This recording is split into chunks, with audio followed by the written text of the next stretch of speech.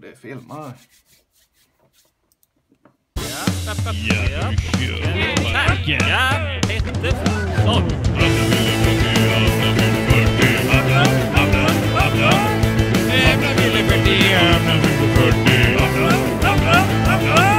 Han föddes 1977. Han började rocka flicken ända fram tills nu. Han åkte efter damer över hela Sveriges land. Men sen att det var med och inget var ett sant.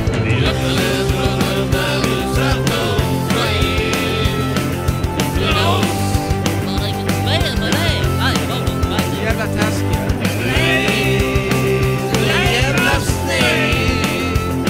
Och så. Ja, bara bandet, jag finner den. Så jävla taskiga. Gå till Öllers.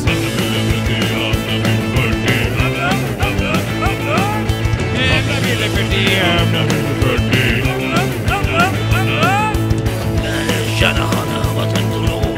Hårdrock, sweatshirt och mycket mera hår. Gjorde en insats i jävla massa band. Den största satsen gjorde höger hand.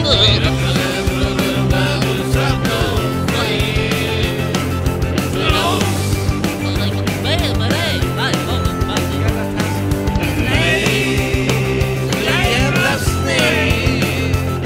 Och så.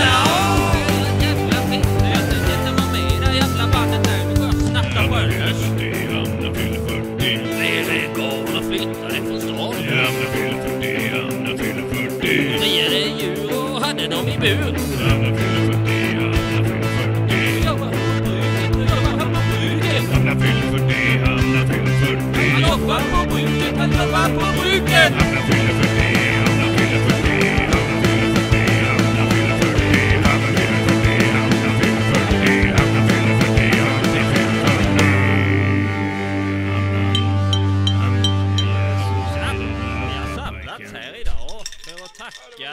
Petter Fransson för hans insats för socialismen inom IF Metall. Och jag säger som Göran Persson sa på sin tid.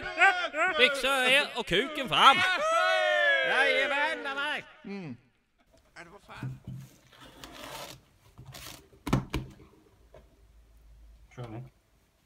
Blev den, vad tror du? Nej, jag trycker nog på. Jo.